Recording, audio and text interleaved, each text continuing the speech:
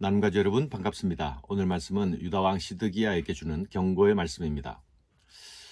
예레미야 30장에서 33장까지는 구원과 회복에 대한 말씀을 주셨습니다. 그러나 이제 다시 분위기는 전환되어서 이스라엘의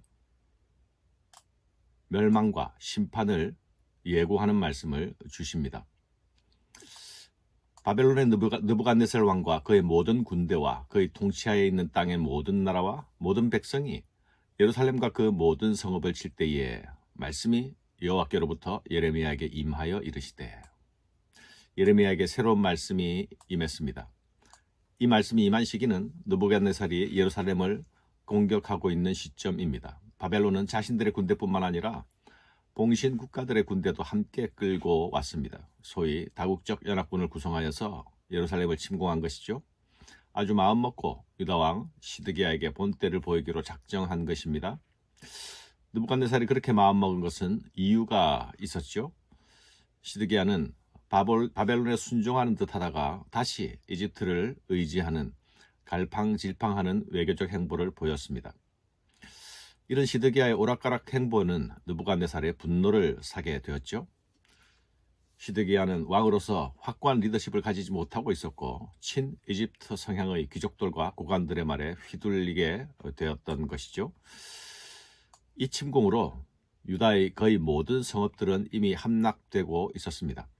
단지 요새화된 성인 라기스와 아세가 두 곳만이 겨우 힘겹게 버티고 있는 상황입니다. 그러나 그 성들이 함락되는 것도 시간 문제일 뿐입니다. 이때는 BC 588년경으로 추정됩니다. 이때는 이미 바벨론은 고대 근동과 지중해 주변 나라들을 모두 평정한 상황이었습니다. 오직 남쪽의 이집트만이 아직 정복되지 않은 상태였습니다. 이런 상황 속에서 여호와의 말씀이 예레미야에게 임하고 있습니다. 그리고 예레미야는 그 말씀을 시드기야에게 전해야 했습니다.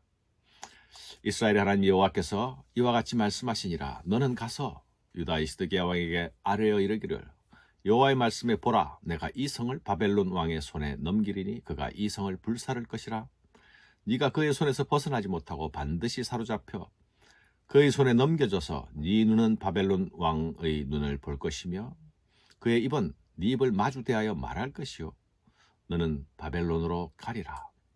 하나님께서는 예루살렘을 바벨론 왕의 손에 붙이겠다 말씀하십니다. 여호와께서 예언자를 통해서 시드기야에게 주시는 말씀은 구원의 말씀이 아니라 심판의 말씀이었습니다. 시드기야 왕은 바벨론으로 잡혀가게 될 것이라 하십니다. 이 말씀은 시드기야의 입장에서는 참으로 받아들이기 힘든 메시지였을 것입니다. 아니, 절대로 받고 싶지 않았을 것입니다. 게다가 이 성은 불살라지게 될 것이라 말씀하시지 않습니까? 예루살렘이 불살라지게 될 것이라는 말씀이야말로 심판의 결정적인 상징입니다.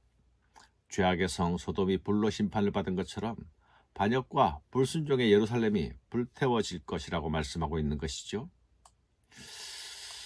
유다는 멸망을 피하지 못할 것이고 시드기야도 포로로 잡혀갈 것이라고 말씀하고 계십니다. 그런데 4절 이하에서는 그러나로 시작되는 시드기야 개인에 대한 마지막 말씀이 주어집니다. 그러나 유다의 시드기야 왕이여, 여호와의 말씀을 들으라.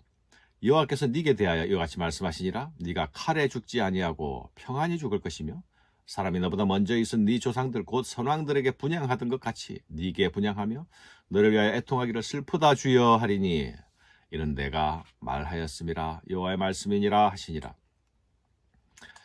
그러나로 이어지는 이 말씀은 다소 시드기야에게 긍정적으로 들릴 법한 말씀입니다. 시드기야가 칼에 죽지 않고 자연사할 것이라고 말씀하고 있습니다. 그는 이전의 왕들이 장사된 것과 같은 방식으로 장사될 것이며 사람들에 의해서 분향과 애곡이 불려질 것이라고 말씀하십니다.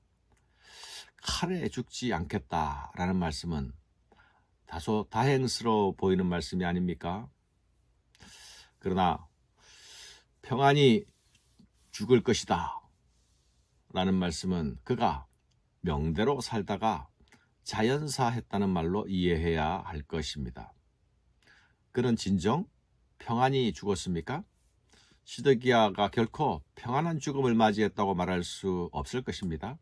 그는 칼에 의하여 죽지 않았을 뿐이지. 그는 눈알이 뽑힌 채로 바벨론으로 끌려가지 않았습니까?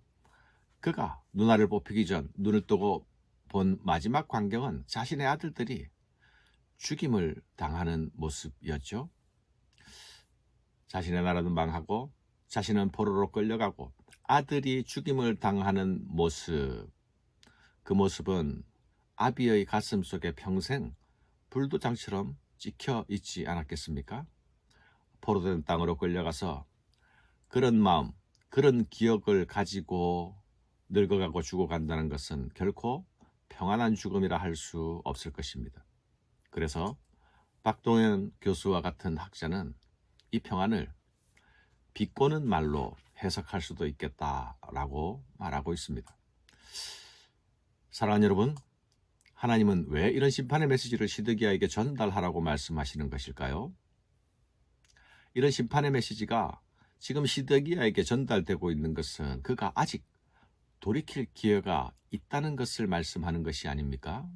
지금이라도 바벨론에게 항복하고 하나님의 징계를 받아야만 하는 자신과 유다의 모습을 깨닫고 제 가운데 앉아 회개하고 돌이키기를 기대하면서 말씀하시는 것이 아닙니까?